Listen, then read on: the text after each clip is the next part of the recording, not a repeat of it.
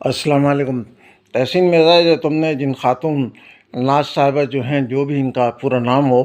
ان کے بارے میں تم نے رائے دریافت کی ہے، ادھر امیر ضلع ایئرپورٹ توفیق الدین صدیقی صاحب کا بھی جوابی موقف آیا ہے۔ رضی الدین سید آپ سے مخاطب ہوں۔ اس بارے میں کوئی حتمی رائے تو نہیں دے سکتا، تم نے میرا موقف معلوم کرنے کی کوشش کی ہے۔ میں حتمی رائے اس لیے نہیں دے سکتا کہ ان خاتون کی ماضی کی جو ویڈیو کلپس ہیں وہ میرے سامنے نہیں ہیں، اس لیے محض قیاس آرائی کی بنیاد پر میں کوئی اپنا واضح موقف دینے کے قابل نہیں ہوں۔ لیکن اصولی باتیں بہرحال کی جا سکتی ہیں۔ ایک تو یہ کہ تحریک جب آگے بڑھتی ہے اور اس کو عوامی پذیرائی حاصل ہوتی ہے تو اسے ہر طبقہ فکر سے افراد از خود مل جاتے ہیں۔ یہ اس بات کی نشانی ہے کہ تحریک کے محرک یا قائد جو بھی ہیں، انہوں نے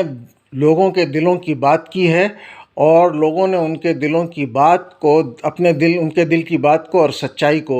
پا لیا ہے۔ تو اس میں کوئی حرج نہیں ہے کہ ہمیں شہر کے مختلف طبقوں سے لوگ ہمارے پاس آئیں اور ہم ان کو پرکھ کر، ان کے ماضی اور حال کو پرکھ کر ہم انہیں اپنی نمائندگی کے لیے کوئی رائے دے سکیں اور ان کو اپنا نمائندہ ہم بنا سکیں۔ یہ بات ان خاتون کی بہت حد تک درست ہے اور توفیق الدین صدیقی کی بھی بہت درست ہے کہ ہم جو سامنے چیزیں نظر آ رہی ہوتی ہیں حال کی، ہم اسی کی بنیاد پر فیصلہ کرتے ہیں۔ یہ اصولی بات ہے اور ماضی میں انسان سے بہت ساری غلطیاں ہوتی رہتی ہیں۔ قائد اعظم سے جیسے میں بتانا چاہتا ہوں کہ قائد اعظم سے جب تحریک عروج پر تھی اور قائد اعظم قیادت کر رہے تھے، ہجوم ان کے ساتھ تھا، تو کسی بیرونی صحافی نے ان سے سوال کیا کہ آپ کانگریس کی آج مخالفت کر رہے ہیں، کل تو آپ کانگریس کے صدر بھی رہے، کانگریس میں شامل بھی رہے۔ تو قائد اعظم نے بڑا اچھا جواب دیا تھا کہ کل تو میں میٹرک میں بھی تھا۔ تو اس بنیاد پر یہ فیصلہ نہیں کیا جا سکتا۔ تاہم اگر کسی خاتون میں، کسی مرد میں ماضی کی کوئی بڑی غلطی، فاش غلطی ہے تو اس کو مد نظر رکھنا ضروری ہوتا ہے۔ توفیق الدین صدیقی نے بہت درست بیان دیا ہے کہ ہم اس کی تحقیقات کر رہے ہیں، چھان پھٹک کر رہے ہیں۔ جیسے ہی کوئی اچھی مثبت بات یا جو بھی کوئی تحقیقی بات سامنے آئے گی ہم آپ کے سامنے لے آئیں گے۔ یہ بات بھی بہرحال ضروری ہے کہ تحریکیں جب عوامی بنتی ہیں تو ان میں مفاد پرست لوگ بھی بہت آ جاتے ہیں۔ مفاد پرستی کا رویہ کیونکہ ہمارے معاشرے میں ہے، اس لیے بہتی گنگا میں ہاتھ دھونے کے لیے سبھی موجود ہوتے ہیں۔ پھر میں یہاں مسلم لیگ کی مثال دوں گا کہ مسلم لیگ جب اس نے تحریک پاکستان کا اعلان کیا تو بہت کم مسلمان اس کی طرف متوجہ ہوئے تھے، لیکن جب وہ عوامی تحریک بننے لگی اور قائد اعظم محمد علی جناح نے قیادت سنبھالی تو پھر ہر طرح کے لوگ جھونک در جھونک اس میں آنے لگے، اور پھر ہم دیکھتے ہیں کہ بہت سے سازشوں نے بھی اس کے اندر اپنی جگہ بنائی، مقام بنایا، اور اسی کا نتیجہ تھا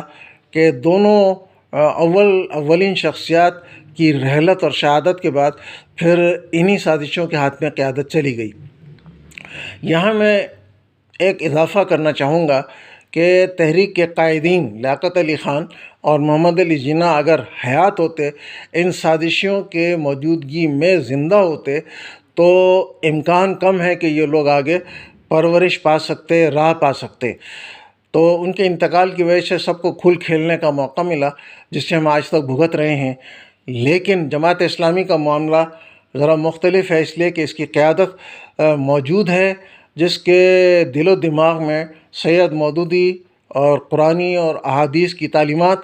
جاگزین ہیں، پیوستہ ہیں۔ وہ سمجھ سکتے ہیں کہ کس مرحلے پر یہاں ان کو چیک کرنا ہے، ان پر پابندیاں لگانی ہیں، یا کس مرحلے پر انہیں آگے بڑھانا ہے۔ تو یہ میری دو ٹوک رائے ہے۔ جیسے جنگ بدر کے بعد شاید جنگ احد کا سلسلہ جاری تھا اور نبی صلی اللہ علیہ وسلم منصوبے بنا رہے تھے کہ حضرت حاطب بن ابی بلتعہ جو صحابی رسول تھے، انہوں نے کسی خاتون کو مکے میں اپنے گھر والوں، اپنے خاندان والوں کو بچانے کے لیے چپکے سے پیغام دے کر بھیجا تھا۔ تو یہ واقعہ معلوم ہے، پھر اس کو عورت کو راستے میں پکڑا نبی صلی اللہ علیہ وسلم نے، تو صحابہ کرام نے، حضرت عمر فاروق وغیرہ نے نبی صلی اللہ علیہ وسلم پر زور دیا کہ حضرت حاطب بن ابی بلتع کی گردن اڑا دی جائے، لیکن نبی صلی اللہ علیہ وسلم نے فرمایا کہ نہیں، یہ بدری صحابی ہیں، یہ ایک فرق گزاشت ہوئی ہے اور ان کی وضاحت پر ہم نے معاف کر دیا ہے، معاملہ آگے تک مکے تک پہنچ بھی نہیں سکا۔ تو یہ چیزیں ہوتی ہیں دیکھنے کی۔ تحریک کی قیادت اگر زندہ ہو اور جاگ رہی ہو اور اس کی قیادت میں تمام لٹریچر موجود ہو اور اسلامی انقلاب کی منزل سے وہ کبھی دور نہ ہونے پائے، تو ایسی